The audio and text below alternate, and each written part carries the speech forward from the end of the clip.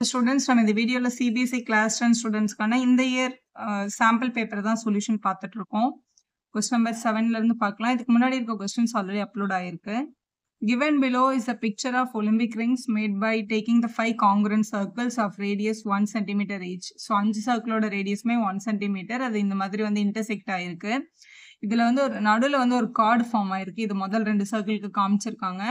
இந்த கார்டோட லென்த்தும் 1 சென்டிமீட்டர் இருந்தது அப்படின்னா total area of the dotted regions எவ்வளோன்னு கண்டுபிடிங்க அப்படின்னு கேட்டிருக்காங்க. ஸோ இதுதான் நம்மளோட டாட்டட் ரீஜன் 4 இருக்கு. இதில் 1 கண்டுபிடிச்சிட்டோம்னா மல்டிபிள் பை 4 பண்ணி இதோட எல்லாத்தோட ஆன்சரை நம்மளால கண்டுபிடிச்ச முடியும். டோட்டல் டாட்டட் ஏரியா தான் கேட்டிருக்காங்க. முதல்ல இந்த 2 சர்க்கிள் மட்டும் எடுத்துட்டு உங்களுக்கு நடுவில் இந்த கவர் ஆயிருக்க ஏரியாவை நம்ம ஃபைண்ட் பண்ண போறோம். ஸோ அதே டயக்ராம் தான் நான் வரைஞ்சிருக்கேன். 2 சர்க்கிள் மட்டும் வரைஞ்சிருக்கேன். இதுல ஆக்சுவலா இது ஃபுல்லாவே டாட்டட் ஏரியா தான். ஆனா இது வந்து நமக்கு எந்த ஷேப்லயும் சேராது இல்லையா? அதனால இதை மட்டும் நான் முதல்ல டாட்டட் ஏரியான்னு எடுத்துட்டு இதை மட்டும் கண்டுபிடிக்கிறேன். இது என்ன அப்படின்னா இந்த சர்க்கிளோட மைனர் செக்மெண்ட். இந்த செக்மெண்ட்டை ஃபைண்ட் பண்ணிட்டு மல்டிபிள் பை 2 பண்ணா இவங்களோட ஏரியா கிடைச்சிரும். அதுக்கப்புறம் மல்டிபிள் பை 4 நம்ம பண்ணிக்கலாம். சரி, இப்போ இந்த செக்மெண்ட் எப்படி கண்டுபிடிக்கிறதுனா செக்டாரோட ஏரியாவில இருந்து இந்த ட்ரையாங்கிளோட ஏரியாவை என்ன பண்ணோம்? மைனஸ் பண்ணோம். இது ரேடியஸ் 1ன்னு கொடுத்துட்டாங்க. ஸோ 2 பக்கமும் 1. கார்டோட லென்த்தும் 1ன்னு கொடுத்துட்டாங்க. ஸோ 3 சைடும் ஈக்குவலாக இருக்கிறதுனால இது என்ன ட்ரையாங்கிள்? இது ஒரு ஈக்குவலேட்டரல் ட்ரையாங்கிள். ஈக்குவலேட்டரல் ட்ரையாங்கிளோட ஏரியா ஃபார்முலா √3/4 a². அதான் நம்ம அப்ளை பண்ண போகிறோம். ஸோ இதில் ஆங்கிள் இது ஒரு ஈக்குவலேட்டரல் ட்ரையாங்கிள்ன்றதுனால எல்லா ஆங்கிளும் சேமாக இருக்கும். 60 டிகிரி தான் இருக்கும். ஸோ அதனால இங்கே தீட்டாக்கு வந்து 60 அப்படின்னு அப்ளை பண்ணிக்கலாம். இதான் ஏரியா ஆஃப் த செக்டரோட ஃபார்முலா. பை அப்படியே இருக்கட்டும். ஏன்னா நம்மளோட ஆப்ஷனில் பார்த்தீங்கன்னா எல்லாமே இன் டேர்ம்ஸ் ஆஃப் பையில் தான் கொடுத்துருக்காங்க. அப்போ பைக்கு வேல்யூ சப்ஸ்டியூட் பண்ணலை. அப்போ நம்மளும் பைக்கு வேல்யூ சப்ஸ்டியூட் பண்ண வேண்டாம்.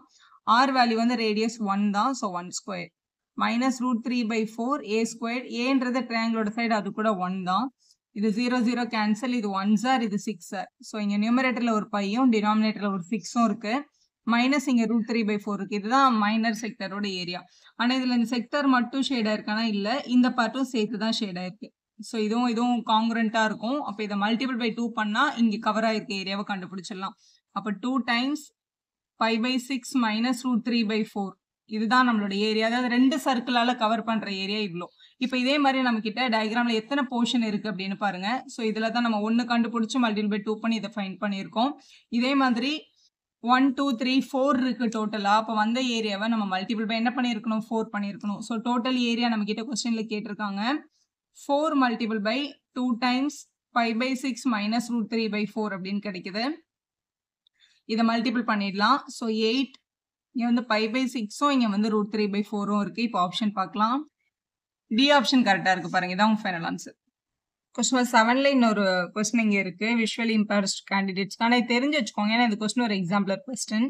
The area of the circle that can be inscribed in a square of 6 centimeterன்னு கொடுத்துருக்காங்க.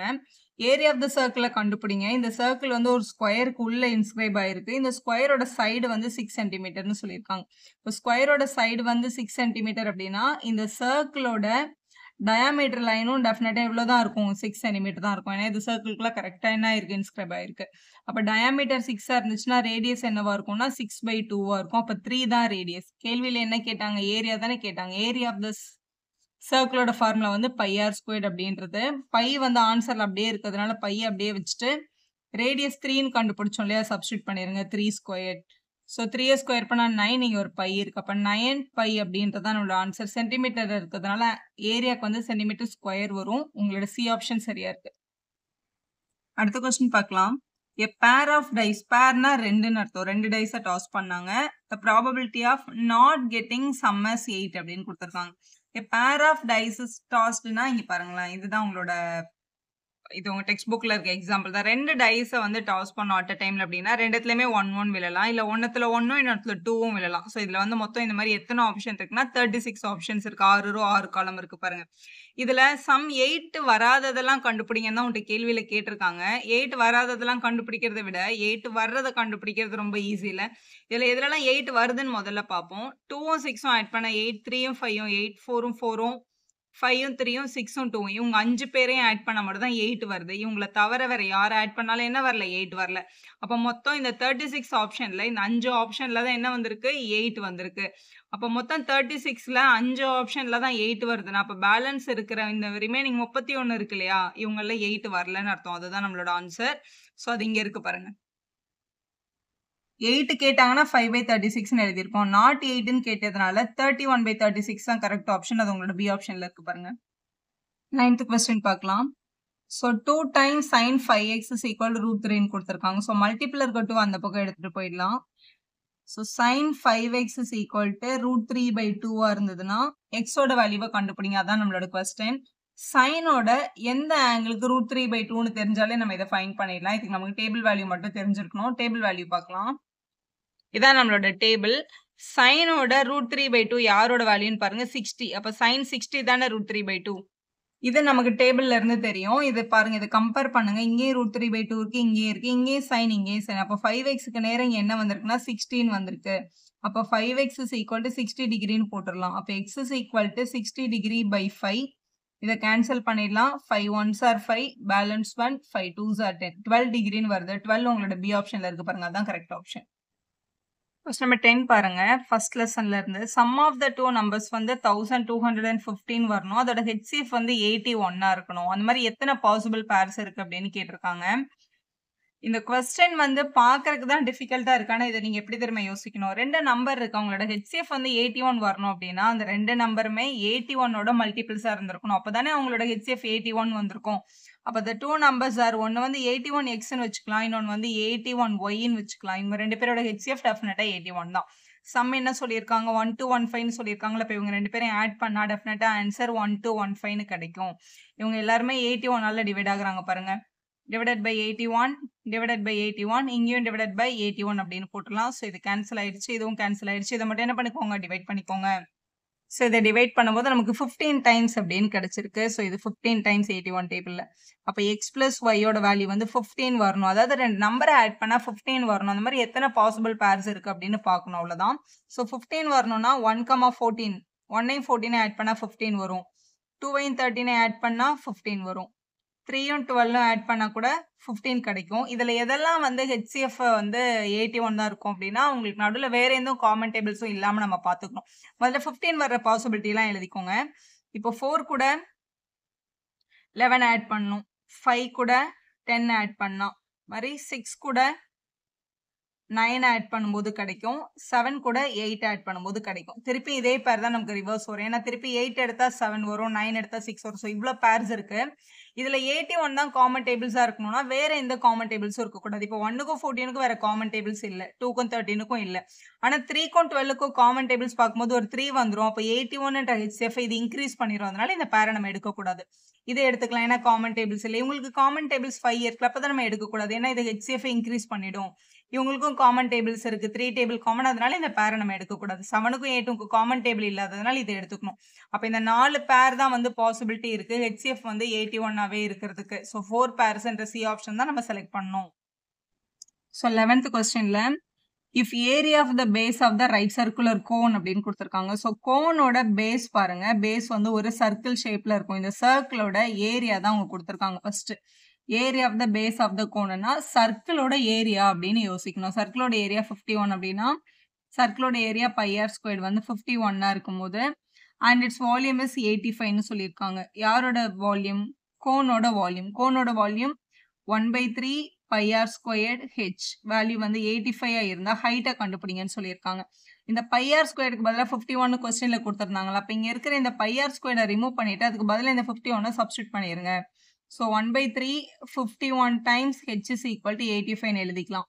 ஸோ இதுல இருந்து 3 டேபிள் இதை கேன்சல் பண்ணா 1 3s are 3 7 17 வருது. மல்டிபிள் இருக்க 17 நம்ம அந்த பக்கம் எடுத்துட்டு போயிட்டா என்ன ஆயிடும், டிவைட் ஆயிடும். அப்போ டிவைடட் பை 17 அப்படின்னு கிடைக்குது. இதுல இருந்து 6 கண்டுபிடிச்சு இதுல கொண்டு போய் சப்ஸ்டியூட் பண்ணணும் அப்படின்னு யோசிக்காதீங்க. அங்க இருக்கிற டேர்மை எப்படி ஷார்ட் பண்ணி அங்க போடணும்னு பாருங்க. ஏன்னா 1 மார்க்குக்கு நமக்கு டைம் வந்து ரொம்ப கம்மியா தான் இருக்கும். இதை மல்டிபிள் பண்ணும்போது 85 வருது. அப்போ 17 1s are 17 5s are. Height வந்து 5 தான். நம்மளோட டி ஆப்ஷன்ல இருக்கு பாருங்க. இப்போ அடுத்து 12th கொஸ்டின் பார்க்கலாம்.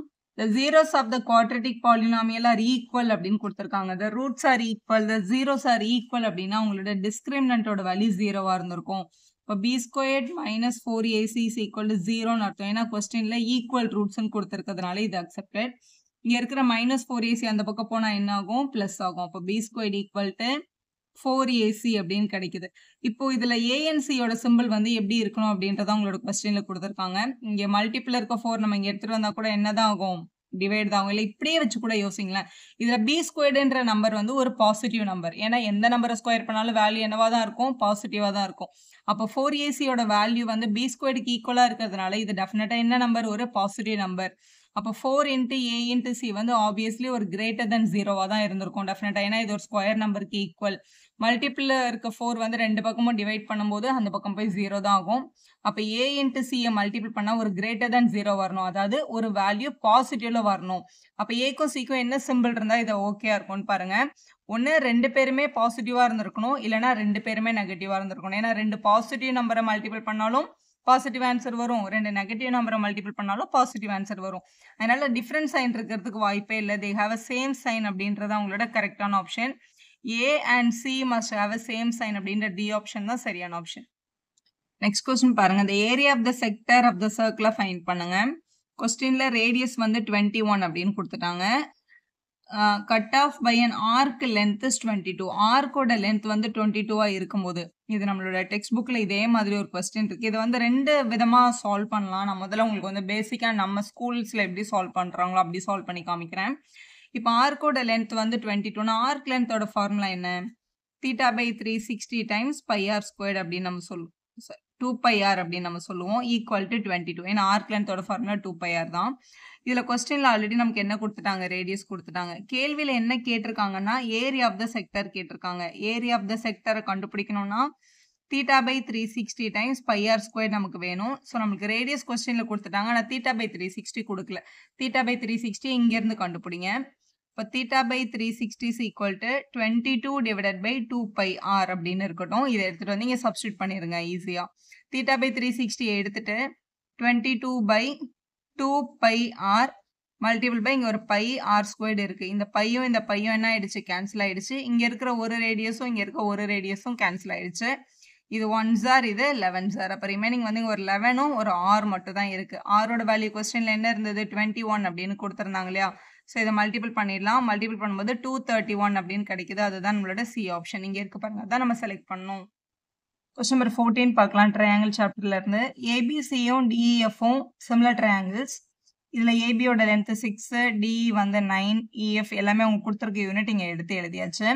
பெரிமீட்டர் ஆஃப் ஏபிசியை கண்டுபிடிங்க அப்படின்னு சொல்லியிருக்காங்க. எப்போவுமே வந்து சிமிலர் ட்ரையாங்கிளில் அவங்க 3 பேரோட சைடும் எப்படி ப்ரொபோஷனலாக இருக்குமோ அதே மாதிரி அவங்களோட பெரிமீட்டரோட வேல்யூவும் ப்ரொபோஷனலாக தான் இருக்கும். ஸோ இது வந்து சிமிலர் ட்ரையாங்கிள்ஸோட கரஸ்பாண்டிங் சைடு. இங்கே இருக்க முதல் 2 ஆல்ஃபபெட், இங்கே இருக்க முதல் 2 ஆல்ஃபபெட், அடுத்து இங்கே இருக்கிற பிசி, இங்கே இருக்கிற இஎஃப், அடுத்து இங்கே இருக்கிற ஏசி, இங்கே இருக்கிற டிஎஃப்னு எழுதியிருக்கேன். மேலே ஏபிசி ட்ரையாங்கிளோட ஆல்ஃபபெட் யூஸ் பண்ணியிருக்கிறதுனால இங்கே பெரிமீட்டர் ஆஃப் ஏபிசி மேலே வந்திருக்கு. கீழே அதே மாதிரி பெரிமீட்டர் ஆஃப் டிஎஃப். இப்போ கேள்வியில் என்னென்ன யூனிட் கொடுத்துருக்காங்களோ அதை மட்டும் நம்ம கால்குலேஷன் எடுத்துக்கலாம். இப்போ கொஸ்டினில் ஏபி கொடுத்துருக்காங்க. ஸோ இந்த பார்ட்டை நம்ம எடுத்துக்க போகிறோம். நம்ம கொஸ்டினில் இதை தான் கேட்டிருக்காங்க. அப்போ இவங்க 2 பேரை மட்டும் நம்ம யூஸ் பண்ணால் போதும். இவங்க 2 பேரை நம்ம யூஸ் பண்ண வேண்டாம். ஏபிக்கு பதிலாக கொஸ்டினில் 6 இருந்ததா? 6 பை டிக்கு பதிலாக கொஸ்டினில் 9 இருந்ததா? 9. பெரிமீட்டர் ஆஃப் ஏபிசி தான் நம்மளோட கொஸ்டின்ல கேட்டிருக்காங்க. ஸோ அது ஒன்றுமே சப்ஸ்டியூட் பண்ண வேண்டாம், அப்படியே இருக்கட்டும். என்னோட பெரிமீட்டர் ஆஃப் டிஎஃப். டிஎஃப்ன்ற ட்ரையாங்கிளோட பெரிமீட்டர்ன்றது இந்த 3 சைடையும் நம்ம ஆட் பண்ணோம். பெரிமீட்டர்ன்றது sum of all the sides அப்படின்னு நம்ம சின்ன கிளாஸ்லேயே படிச்சிருக்கோம் இல்லையா? ஸோ இதை ஆட் பண்ணிக்கோங்க. இது வந்து 3 டேபிளில் கேன்சல் பண்ணிடலாம். 2s R 3s R. அப்போ 2/3 டைம்ஸ் இங்கே கீழே வந்து இதை ஆட் பண்ணிக்கலாம். ஸோ இதை ஆட் பண்ணால் 21, 21 கூட ஒரு 6 ஆட் பண்ணால் 27. ஸோ டிவைடில் இருக்க 27 இங்கே வந்தால் மல்டிப்ளை ஆயிருக்கும். இதான் நம்மளோட பெரிமீட்டரோட value. 3 1s or, 3 9s or, 2 9s or என்னன்னு வந்திருக்கு? 18 அப்படின்னு வந்திருக்கு. அப்போ 18 சென்டிமீட்டர் அப்படின்றது தான் பெரிமீட்டர் ஆஃப் ஏபிசியோட வேல்யூ. அது நம்மளோட சி ஆப்ஷனில் இருக்கு பாருங்க. அடுத்து பாருங்க, the probability of the letter chosen random from the word mathematics to be a vowel.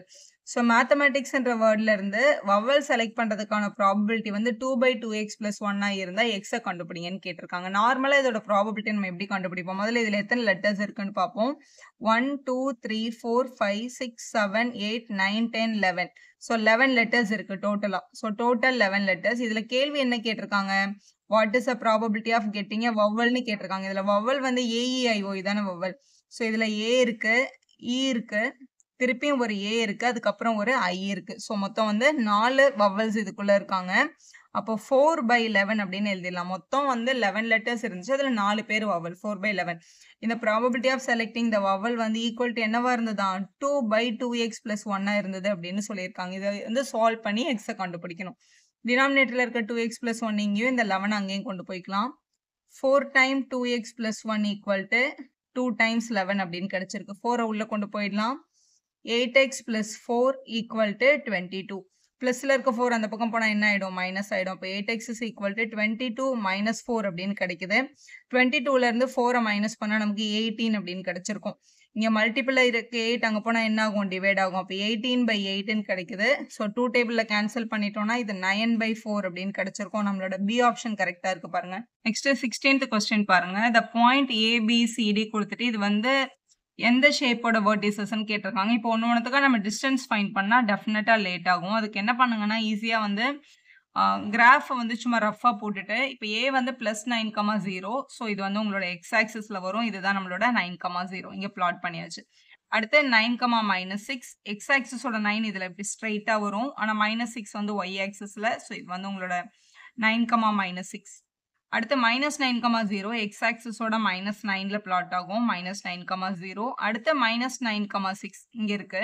So opposite sides வந்து எப்படி இருக்குன்னா பேரலல் அண்ட் ஈக்குவலா இருக்கு. ஏன்னா 9,6 இருக்கு. இன்னொரு லாஸ்ட் பாயிண்ட் வந்து +6னால மேல வந்துருது. இது டெஃபினட்டா 90 டிகிரி ஃபார்ம் பண்ணல. இது ரெக்டாங்கிள் கிடையாது. அப்போ இது டெஃபினட்டா என்னதான்? இது ஒரு பேரலோகிராம் தான். ஸோ இப்படி பிளாட் பண்ணி கூட நம்ம இதை ஃபைண்ட் பண்ணிடலாம். சி ஆப்ஷன் கரெக்டா இருக்கு. The median of a set of 9 distinct observation is 20.5 அப்படின்னு கொடுத்துருக்காங்க. அப்போ 9 இருந்தது அப்படின்னா நடுவில் வந்து 20.5 அப்படின்றது உங்களோட மீடியன் வேல்யூவாக கிடைச்சிருக்கு. 9ன்றது ஒரு ஆட் நம்பர். ஆட் நம்பருக்கு ஒரே ஒரு மீடியன் தான் இருக்கும். அந்த மீடியன் வந்து 20.5. இப்போ இந்த observation set is increased by 2. What is the median of the new set அப்படின்னு கேட்டிருக்காங்க. எல்லா அப்சர்வேஷன்லையும் 2 2 2 ஆட் பண்ணிட்டே வந்தோம்னா சென்டரில் இருக்க நம்பர்லையும் 2 ஆட் ஆயிருக்கும்ல. அப்போ 20.5ன்றது 22.5ன்னு உங்களுக்கு மீடியன் கிடைச்சிருக்கும். அப்போ அது கூட என்ன ஆகும்? இன்க்ரீஸ்டு பை 2 தான் ஆயிருக்கும். அப்போ ஆப்ஷன் ஏ தான் கரெக்ட். 18th கொஸ்டின்ல the length of the tangent is drawn to a circle of radius 9 cm. சர்க்கிளோட radius வந்து 9 cm from a point at a distance of 41 cm from the center of the circle. சர்க்கிளோட சென்டர்ல இருந்து இந்த point வந்து 41 cm அவே இருந்ததுன்னா length of the டேஞ்சன்ட்டை கண்டுபிடிங்க அப்படின்னு கேட்டிருக்காங்க. இப்போ இந்த பாயிண்ட் வந்து பின்னு வச்சுக்கலாம். இது வந்து பாயிண்ட் வந்து டீன்னு வச்சுக்கலாம். இது ஓன்னு வச்சுக்கோங்களேன். இப்போ பீன்ற எக்ஸ்டீரியர் பாயிண்ட்ல இருந்து பிடின்றது தான் இந்த டேஞ்சன்ட்டோட லென்த். அதுதான் நம்மளுக்கு கேட்டிருக்காங்க. எப்பவுமே டேஞ்சன்ட்டும் ரேடியஸும் 90 டிகிரி ஃபார்ம் பண்ணணும் நமக்கு தெரியும்.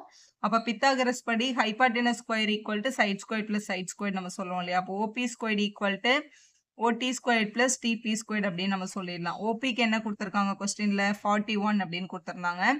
ஸோ 41 ஸ்கொயர் ஈக்குவல் டு ஓடியோட வேல்யூ வந்து 9 ஸ்கொயர் பிளஸ் நம்மளோட டேஞ்சன்ட் வந்து பிடி, அதோட வேல்யூ தான் நமக்கு தெரியாது. இப்போ 41 ஸ்கொயர் மைனஸ் 9 ஸ்கொயர் அப்படின்னு எழுதிடலாம். ஏன்னா பிளஸ்ல இருக்கிறது அந்த பக்கம் தான் என்ன ஆயிருக்கும்? மைனஸ் ஆயிருக்கும். Which is equal to DB square. இதை தனியாக ஸ்கொயர் பண்ணி இதை தனியாக ஸ்கொயர் பண்ணி என்ன பண்ணிடலாம்? சப்ட்ராக்ட் பண்ணிடலாம். அப்படி இல்லைன்னா இது வந்து ஏ ஸ்கொயர் மைனஸ் பி ஸ்கொயர் மாதிரி இருக்கு. அப்போ நான் இதை ஏ பிளஸ் பி இன்ட்டு ஏ மைனஸ் பின்னு எழுதிக்கிறேன். இப்படி கூட நீங்க எழுதிக்கலாம். இது கொஞ்சம் அதை விட கொஞ்சம் டைம் உங்களுக்கு கம்மியாகும். இதை ஆட் பண்ணும்போது நமக்கு 15 கிடைக்குது.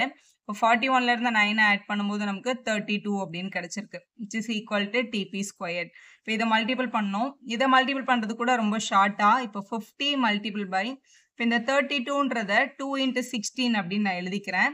இப்போ ஆக்சுவலாக இது வந்து ஒரு 100ம் ஒரு 16ம் நம்ம கிட்ட இருக்கு. நமக்கு வந்து இது டிபி ஸ்கொயர்டு தானே. அப்போ இது ஸ்கொயரிங்க வந்தால் என்ன ஆகும்? ரூட் ஆகிடும். அப்போ 100ல இருந்து ஒரு 10 வெளில எடுத்துடலாம். 16ல இருந்து ஒரு 4 நம்ம வெளில எடுத்துடலாம். அப்போ மல்டிபிள் பண்ணும்போது என்னன்னு கிடைக்குது? 14 கிடைக்குது. இதை ஸ்கொயர் பண்ணி சப்ட்ராக்ட் பண்ணி ரூட் எடுத்தாக்கும் நமக்கு அதே தான் வந்திருக்கும் 40 அப்படின்னு. 40 தான் கரெக்ட் ஆப்ஷன். ஏ ஆப்ஷன்ல இருக்கு. The number 5 power n cannot end with the digit 0 where n is a natural numberனு கொடுத்துருக்காங்க. 5 power n வந்து எப்பவுமே 0ல முடியாதான்னு கேட்டிருக்காங்க. டெஃபினட்டா முடியாது. கரெக்ட் தான் அவங்க சொல்லியிருக்குது. 5 power 1 பண்ணா 5, 5 power 2னா 5 5s are 25.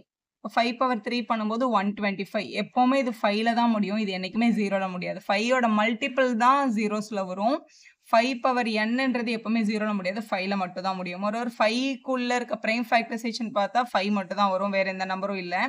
ஸோ இங்கே ரீசன் சொல்லியிருக்காங்க. ஒரு நம்பர் 0ல முடியணும்னா அதோட prime factorisation should contain both 2 and 5. 2ம் 5ம் ஃபேக்டர் ஆயிருந்தா மட்டும் தான் 0 வரும்ன்றது கரெக்டான ரீசன் தான். ஸோ அசெஷனும் கரெக்ட், ரீசனும் கரெக்ட். A option.